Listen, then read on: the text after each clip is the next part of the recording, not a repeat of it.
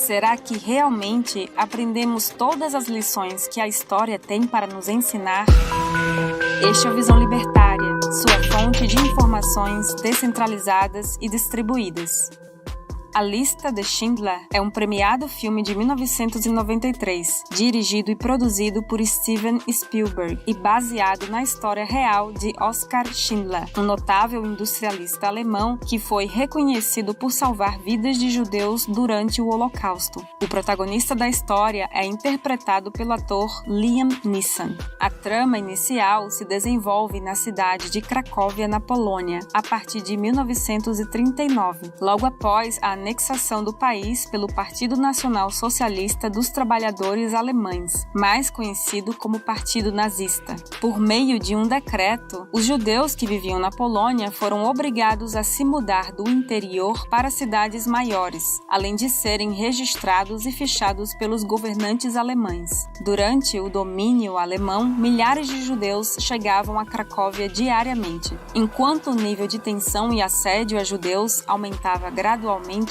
Oskar Schindler, então filiado ao Partido Nazista e conhecido pela sua boa reputação e carisma, instalou-se na cidade com a intenção de ganhar dinheiro com contrabando, mercado negro e, posteriormente, com a fabricação de utensílios e suprimentos para o esforço de guerra alemão. Posteriormente, um novo decreto forçou os judeus a se confinarem em uma região apertada, sob condições sanitárias precárias e degradantes. Era o gueto de Cracóvia. Subitamente, diversos judeus foram obrigados a abandonar suas casas e a levar o mínimo de pertences pessoais ao gueto. Em uma cena do filme, é possível ver o direito natural de propriedade de uma família sendo totalmente violado. A cena mostra comerciantes que haviam conquistado tudo ao longo de gerações de muito trabalho, sendo obrigados a deixar tudo para trás enquanto eram observados e acompanhados por um soldado nacional-socialista. Talvez o soldado pensasse estar cumprindo ordens previstas em lei.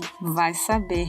Após finalmente ter estabelecido a sua fábrica, sob autorização de seus conhecidos do Partido Nazista, Oskar utilizou o trabalho de centenas de judeus, pois era uma mão de obra escrava e muito barata. Para cada hora de trabalho de um judeu, o industrial pagava um valor prefixado para o exército alemão. Para os mais atentos, fica nítido que o Terceiro Reich não tinha um sistema de economia de mercado baseado em oferta e demanda. A economia era planificada, centralizada em burocratas e com viés altamente socialista. Segundo o economista da escola austríaca Ludwig von Mises, que era filho de judeus e escapou de Viena temendo a ascensão antissemita, a economia da Alemanha era totalmente subordinada ao planejamento central, que ordenava às empresas o que e quanto produzir, onde comprar matérias-primas e o quanto pagar por elas, e a quem vender os produtos e por qual preço. Os trabalhadores eram designados para determinadas fábricas e recebiam salários decretados pelo governo. Todo o sistema econômico era regulado nos mínimos detalhes pelo governo. Por ter uma boa estrutura de contatos e propinas, Oskar Schindler prosperou e ganhou muito dinheiro. Entretanto, conforme ele se aproximava mais dos judeus, ele passava a sentir compaixão e piedade e se sentia mal com os maus tratos praticados pelos nazistas. Parece absurdo, mas, à época, esse tipo de sentimento era incomum, visto que a doutrinação antissemita era muito presente. Posteriormente, o gueto de Cracóvia foi dissolvido em um processo que culminou em muita desordem e assassinatos. Então, os judeus foram transferidos para o recém-inaugurado campo de concentração no subúrbio de Cracóvia. Nesse local, ocorreram as piores atrocidades já sofridas por pessoas, terríveis até mesmo de serem faladas. Oskar se sentiu incomodado com isso e então convenceu, por meio de propinas, o oficial Amon Gutz, responsável pelo campo de concentração, a lhe permitir construir um subcampo de trabalho. Assim, nas instalações de trabalho de Oskar Schindler, os judeus deixaram de ser submetidos a execuções aleatórias, passaram a se alimentar melhor e puderam exercer suas práticas religiosas. Conforme a Alemanha perdia território na guerra, foi ordenada a realocação dos judeus de Cracóvia para o campo de Auschwitz, onde provavelmente morreriam em câmaras de gás caso ninguém interferisse. Felizmente, Schindler se antecipou e criou uma lista que chegou a incluir cerca de 1.200 judeus judeus, hoje conhecida como Lista de Schindler. Ele então subornou Almond Gut mais uma vez para que os judeus incluídos na lista fossem transferidos para outro lugar, onde hoje é a República Tcheca, para que ficassem apenas sob sua supervisão. Dali até o fim da guerra, Schindler foi consumindo todo o seu patrimônio. Ele manteve a independência do seu refúgio mediante pagamento de subornos e preservou a vida dos judeus ao mantê-los bem alimentados e seguros. Na cena final, o filme mostra a rendição da Alemanha em maio de 1945, quando Oscar se despede dos judeus e é consolado após julgar que poderia ter tentado salvar mais pessoas. Durante a despedida, ele recebeu de presente um anel feito pelos judeus salvos e também uma declaração assinada por vários deles. Essa declaração detalhava o importante papel de Schindler na sobrevivência dos refugiados e também serviu para manter a inocência e liberdade de Schindler após a guerra.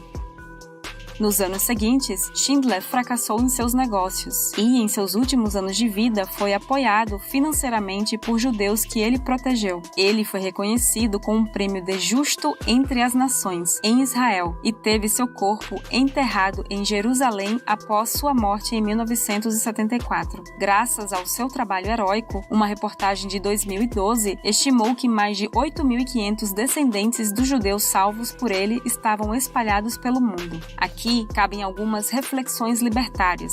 Como questionamos no início do vídeo, será que realmente aprendemos todas as lições que a história tem para nos ensinar? Quais lições podemos tirar da história de Oskar Schindler? Em primeiro lugar, essa história mostra que a liberdade de expressão deve ser absoluta. O Holocausto jamais deve ser tratado como tabu, como um assunto a ser evitado. Grandes polêmicas acontecem justamente pela comparação de outros fatos à perseguição aos judeus na Europa durante a Segunda Guerra. Limitar a liberdade de expressão, impedir que informações sejam veiculadas livremente, não impede que atos ou atitudes reprováveis aconteçam. Apenas faz com que os mesmos passem despercebidos e não sejam discutidos. Vocês se lembram da demissão da atriz conservadora Gina Carano pela Disney? Bem, aqui no Visão Libertária temos o vídeo Gina Carano nocauteou Hollywood, que conta essa história. Ela foi demitida após compartilhar o seguinte texto: como a história é editada, a maioria das pessoas não percebe que para chegar ao ponto em que os nazistas conseguiram prender milhares de judeus, o governo fez com que seus próprios vizinhos os odiassem, apenas por serem judeus. Como isso é diferente de odiar alguém apenas por suas visões políticas? A analogia que Gina fez estava correta. É preciso deixar claro que é fato que não se vivencia hoje no Ocidente qualquer coisa que se compare ao sofrimento e à dor passados pelos judeus. Porém, precisamos entender que o processo que levou ao extermínio de judeus em câmaras de gás não ocorreu do dia para a noite. Foi o resultado de várias concessões e pequenos detalhes que foram pouco a pouco sufocando as liberdades individuais. Devemos estar sim atentos aos precedentes e não sermos coniventes com as medidas autoritárias defendidas recentemente. Além disso, a marcação com a estrela de Davi nas roupas dos judeus foi o símbolo usado para dividir cidadãos em castas, marcando um grupo de pessoas comuns, obedientes e submissas ao Estado, e separando-as dos demais. Não se pode aceitar jamais que um governo divida seus cidadãos, seja através de símbolos ou da exigência de documentos que comprovem sua obediência ao Estado.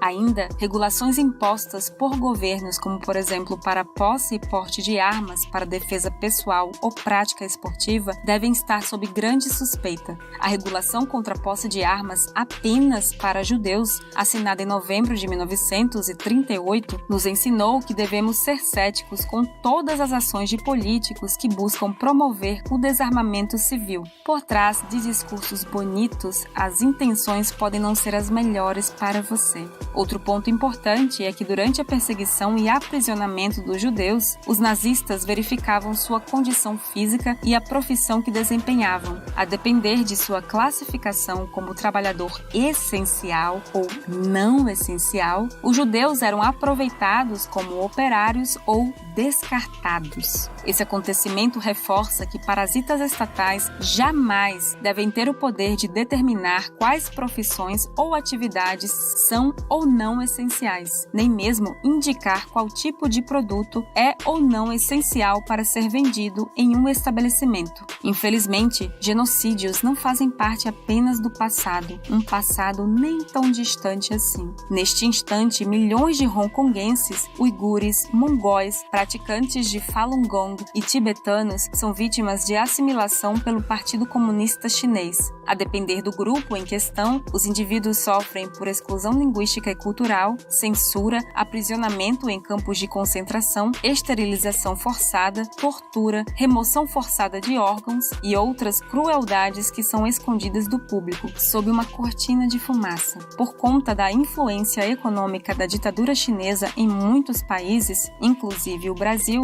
e a sua pressão sobre influenciadores, imprensa e até políticos, essa sujeira muitas vezes acaba sendo varrida para debaixo do tapete ou sendo minimizada. Os extermínios a judeus, ucranianos, armênios e uigures são uma realidade histórica. Aos canalhas que negam ou relativizam isso, aqui vai um aviso. Quando a liberdade se sobressai e a verdade é exposta, o peso da culpa não é carregado apenas por aqueles que puxaram o gatilho, mas também por todos os covardes que foram omissos e preferiram o silêncio por ser a escolha mais fácil.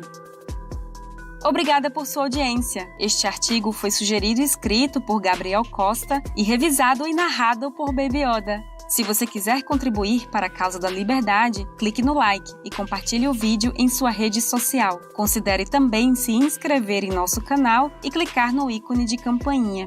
Até a próxima!